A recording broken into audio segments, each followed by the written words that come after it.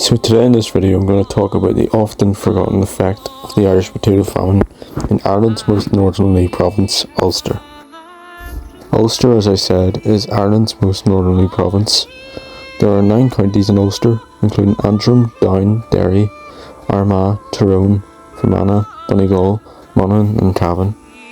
For some history of how the Irish famine came to be the horrific event in Irish history it is today, we need to go back 44 years to 1801. In 1800, the Irish Rebellion of 1798 surrendered, leading to the surrender of Irish rebels, including Theobald of Tone, which led to an act being agreed in London, meaning that Ireland and Britain would forge together to become the United Kingdom. This act granted Irish Catholics some political and civil, including religious rights, but their future remains in the hands of the British Parliament in Westminster. How did Ireland get there is the question you ask. To answer this question, we need to head back further to 1607. Since the late 16th century, the Irish chieftains and their Catholic Spanish allies have been at war with the English Protestant Queen Elizabeth I.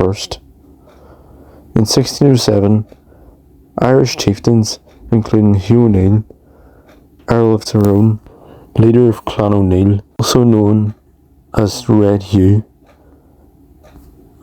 and his colleague Rory O'Donnell, 1st Earl of Tyrconnell and leader of Clan O'Donnell, were exiled to mainland Europe by Queen Elizabeth I.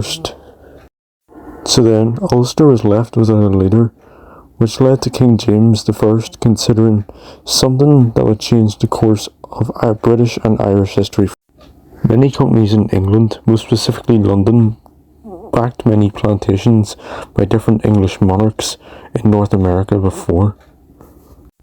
King James, like other monarchs, turned towards these London companies to plan out a mass-scale settlement in Ireland. English monarchs had already attempted other plantations in other parts of Ireland, like the provinces of Leinster and Munster, before, but failed due to the power of the Gaelic Irish local landlords. But this plantation was set to change everything in Ulster. Ulster, like the majority of Ireland, had an overwhelmingly Catholic population, and the population were reliant on agriculture, and the province was extremely poor like other parts of Ireland. These settlers were of Protestant, Scottish and English background, with a strong majority of them being Covenanters, farmers and traders, whom of which had suffered from persecution in 17th century Scotland. There had been a strong tradition and history of Scots migration to Ulster, but nothing would be on such a scale as this one. 6 counties were planted, including Derry, which was to become the capital of Catholic and Protestant immigration to America from Ulster, as well as Donegal, Cavan, Monaghan, Tyrone and Fermanagh, while Down, Armagh and Antrim were later on privately planted by English landlords. This idea wasn't just used to dispossess the Irish of their positions, but to make Ulster the industrialized province it became, with Belfast being at the heart of it all. This was simply to build market towns, to set up road networks, as well as modernising and connecting this part of Ireland and making Ulster the equivalent of what was 17th century Scotland. The native Irish were like a flock without a sheep, wrote a poet of the time. This was only the beginning of the story of the deadly famine of 1845 to 1851. For many years, people were told lies about the famine, including in Ulster. People were told that Ulster wasn't affected thanks to the industrialised areas, but scientists from the likes of Queen's University and others have proved that theory wrong. According to Google, while an exact 1845 figure for Ulster alone isn't readily available, Ireland's population peaked around 8.5 million in 1845, with Ulster being a major part of that, though it fared better than southern regions during the famine.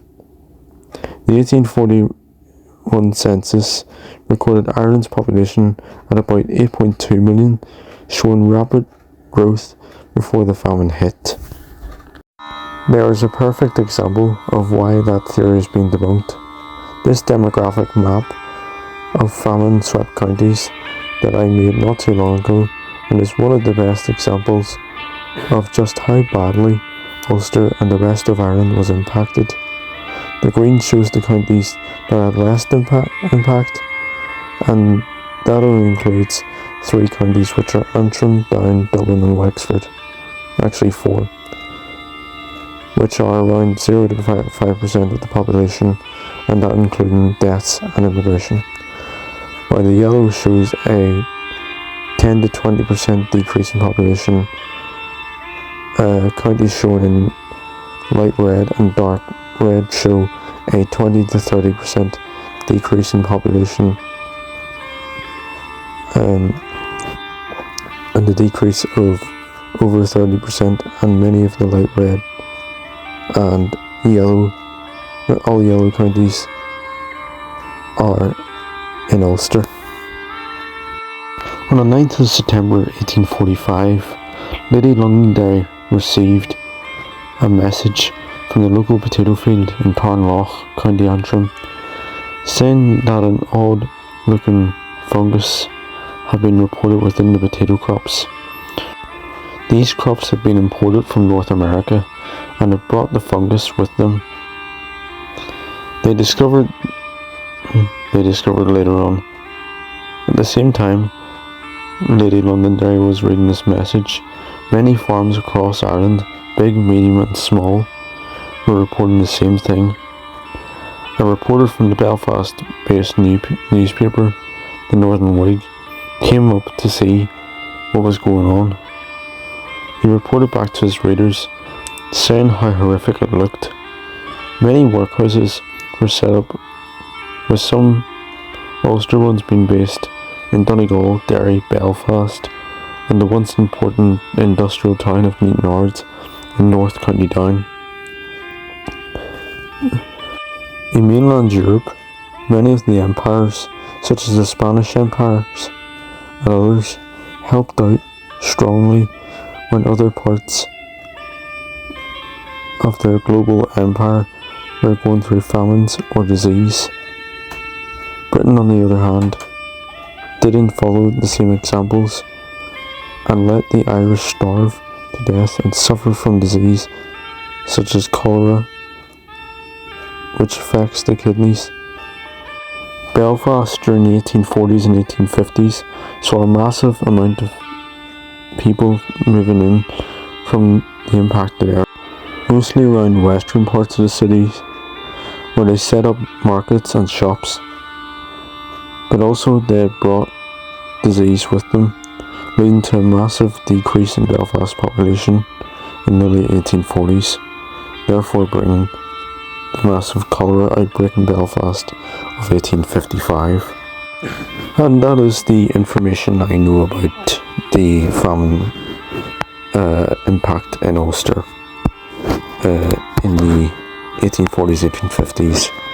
And I think that's all you've got to know for now, so hope you all enjoyed this video.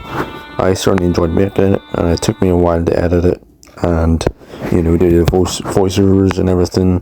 Please leave a like, and if you're not subscribed, please do consider subscribing.